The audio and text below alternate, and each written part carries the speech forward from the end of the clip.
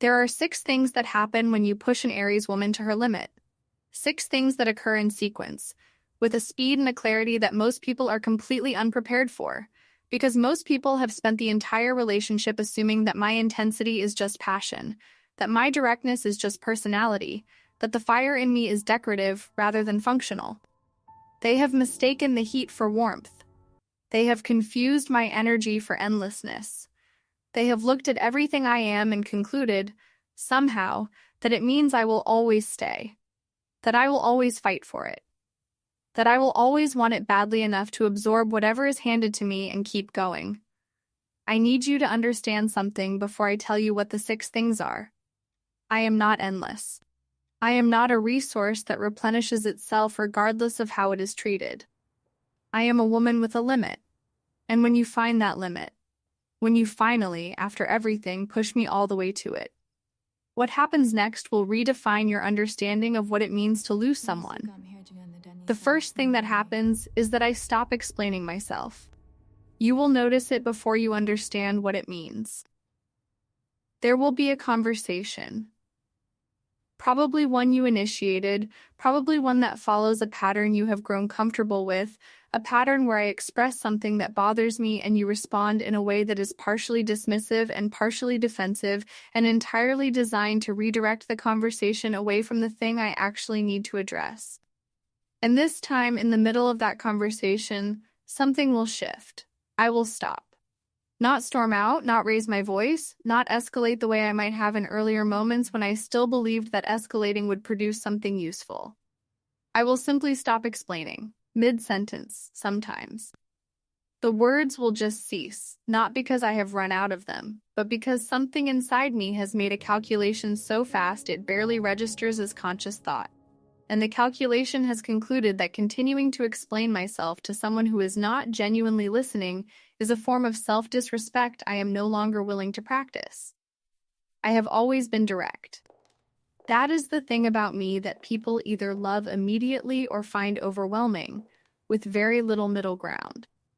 I do not circle around things. I do not hint. I do not drop subtle signals and wait for you to pick them up. When something is wrong, I say it is wrong. When I need something, I say I need it. Is the truth. When something you have done has hurt me, I tell you clearly and specifically and without the cushioning that some women use to make difficult things easier to hear. I tell you straight. That directness has always been, for me, an act of respect. A way of saying that you matter enough to me that I will not waste your time or mine on indirection. I will just tell you. And for a long time, I told him. Every time something was wrong, I told him. Every time a line was crossed, I named it.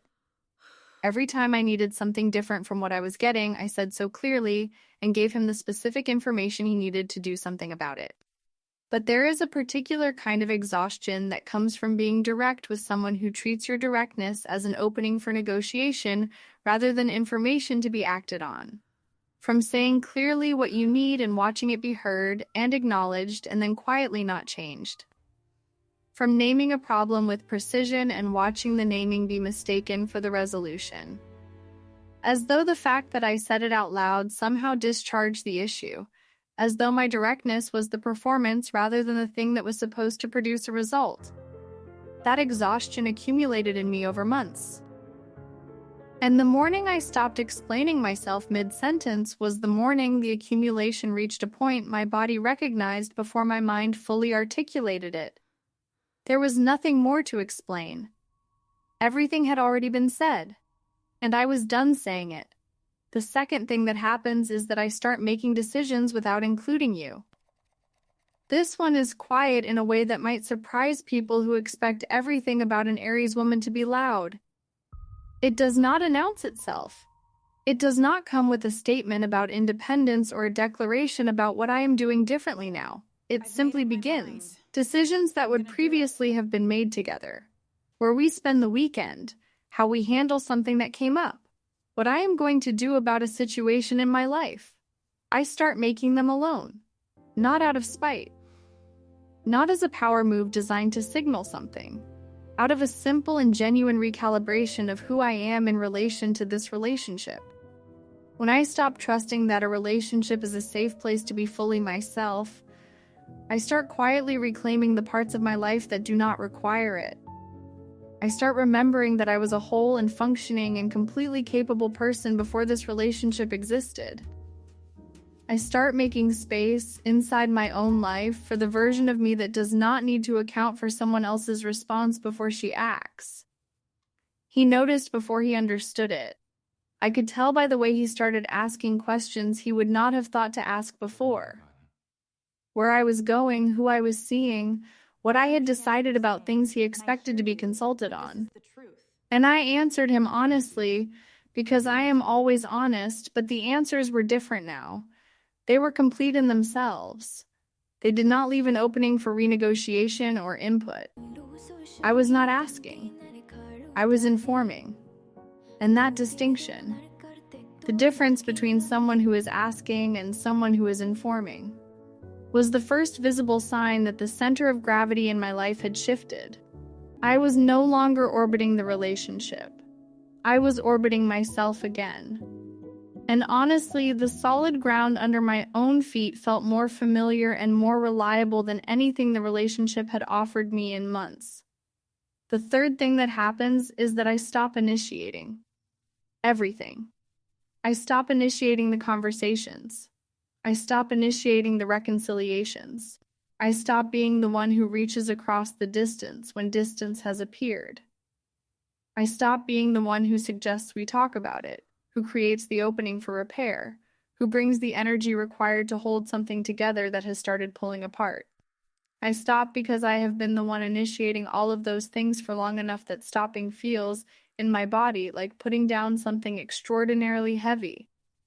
The relief of it is immediate and physical.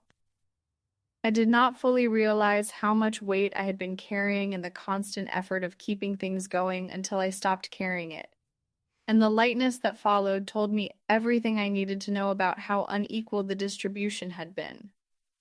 Here is what I have learned about myself in the moments when I stop initiating. I am not a woman who lacks the capacity for patience. I am not someone who requires constant excitement or novelty or stimulation. I am someone who requires reciprocity. I can sustain enormous effort in a relationship when that effort is genuinely shared. When I feel the other person working alongside me with equal investment, equal energy, equal willingness to do the hard and unglamorous work of maintaining something real. What I cannot sustain and what my nature will not allow me to sustain indefinitely is being the engine of something that the other person simply rides. Being the one who always reaches first. Being the one who always cares more visibly. Being the one who always has more to lose from the relationship ending than the other person seems to. When that imbalance becomes undeniable, I stop. Not strategically. Not to make a point. Because continuing would require me to betray something in myself that I am not willing to betray. The fourth thing that happens is that I start looking forward instead of back. This is the one that signals, more clearly than anything else, that the end is approaching. Because an Aries woman who is fully committed to something lives entirely in the present and the future of that thing, is always oriented toward where it is going, what it could become, what is possible from here. When I am fully in something, I do not spend much time looking at the past. The past is finished. The present and the future are where everything real lives.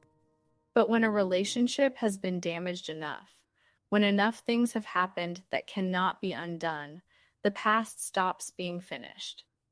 It starts being relevant. It starts being the thing you keep having to return to in order to understand how you got here and whether here is somewhere you can actually stay.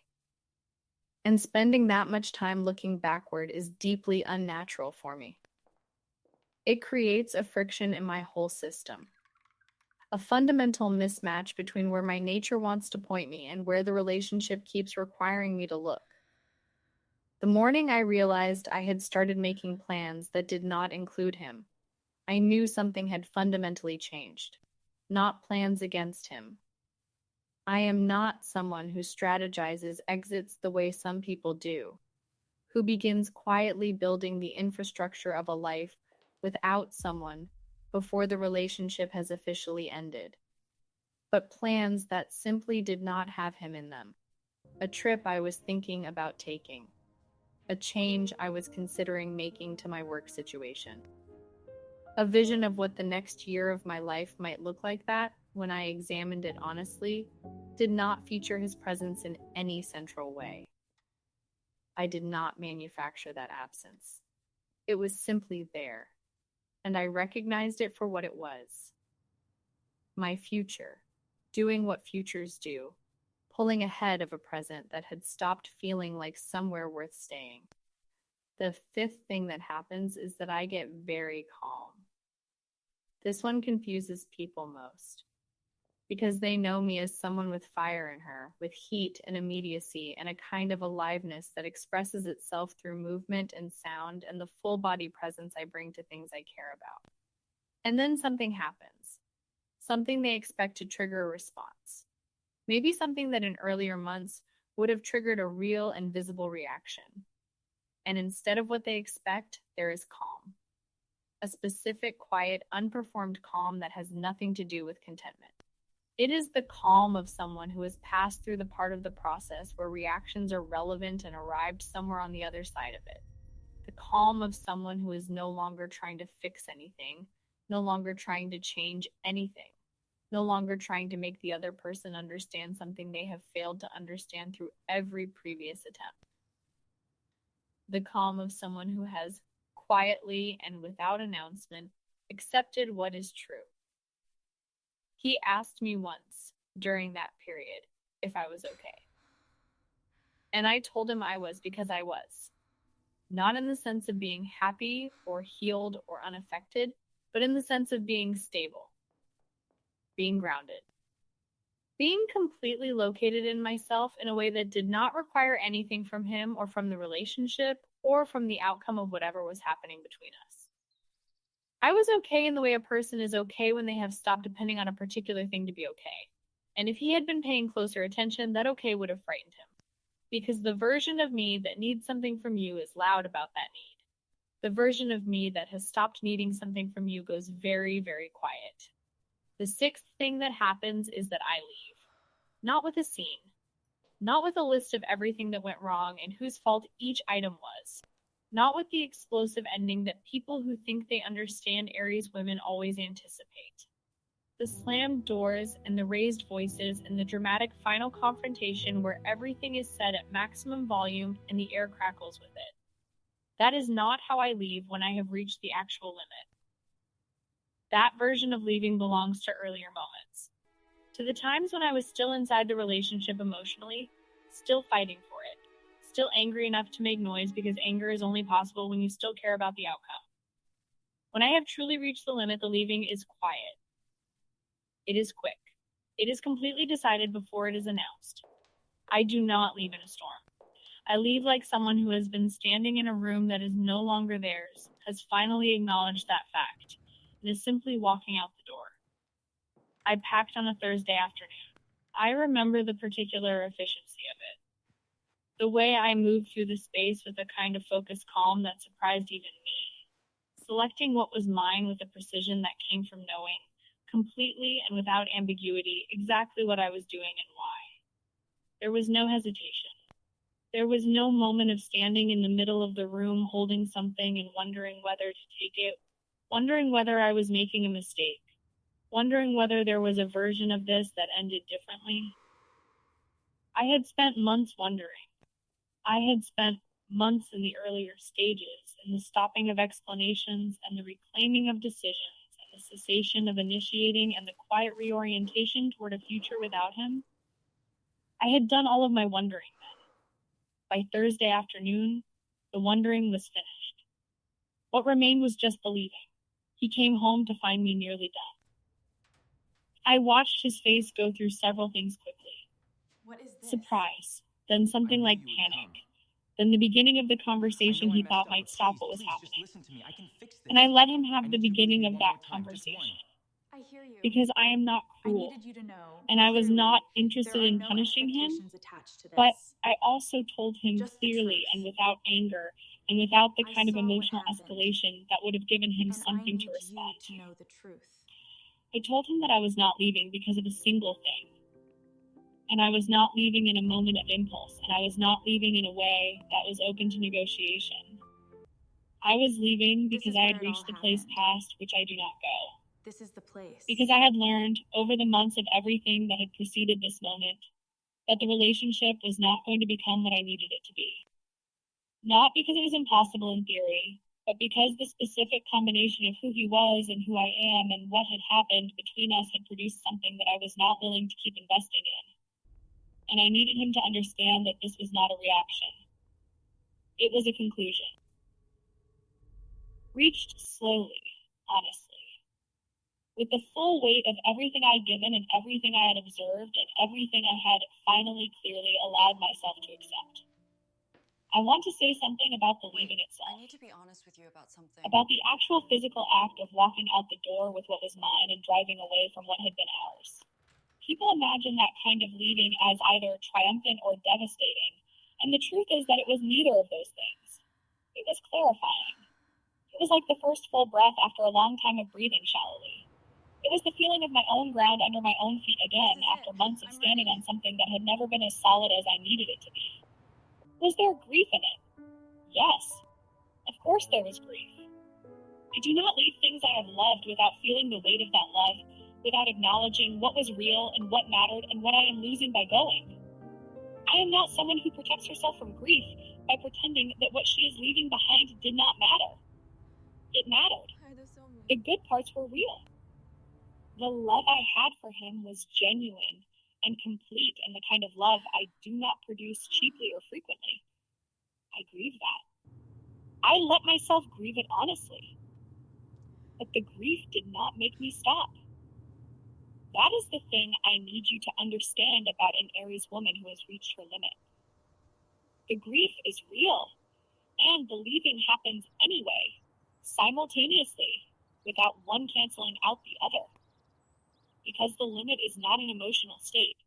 It is not something that can be moved by the presence of grief or love or even genuine remorse from the person I am leaving. The limit is structural. It is the place in me that knows, beyond the reach of feeling, what I can sustain and what I cannot. What I can rebuild from and what I cannot. What serves the person I am and what diminishes her. And once I have reached that place and understood what it is telling me, the decision is no longer mine to make or unmake based on how I feel. It has already been made by something deeper than feeling, by the part of me that knows, without drama and without apology, exactly who I am and exactly what I am worth. You will try to reach me after. Some people do. Some people, when the reality of the leaving settles in, reach out with the things they did not say or did not do while it would have made a difference. And I want to be honest with you about what that reaching will find. It will not find someone who is closed off, someone who is hardened into bitterness, someone who has rewritten the story to make you entirely the villain in herself entirely without fault. That is not who I become after leaving. I become someone who is already somewhere else. Not geographically, necessarily. I do not always require physical distance to create the kind of internal distance I am describing. I become someone who has genuinely, completely moved on in the way that only becomes possible when you leave from the limit rather than from the heat of a moment. From the limit, the leaving is clean. It does not leave residue. It does not leave an opening for return because it was never about a feeling that could change. It was about a line that was crossed one too many times until the ground on the other side of it became more real to me than the ground I had been standing on. I needed you. So when to I know say the never truth. push an Aries woman to her limit, I do not There mean are it as a no threat. secrets left I do not to keep mean it as a between us. description of something frightening that will happen to you. I mean it as information. Honest, practical, completely sincere information about what the limit actually is and what it actually I does. recognize The that limit is my not a wall I've ambition constructed to can keep people sometimes out. be perceived as It is a place I stubbornness. arrive at when the evidence has become undeniable. And when I arrive there, I do not stand at it and argue with it or try to negotiate my way to a different conclusion. I honor it. Because the limit is the most honest thing about me, It is the place where everything I have tolerated and everything I have tried and everything I have given and not received back has added up into an answer I can no longer pretend I have not already arrived at. And from that answer I act. Cleanly, finally, completely, without looking back. Because an Aries woman who is done in a way that is absolute. And she will build something better from the first day of her freedom than anything she could have sustained from inside something that had already reached its end.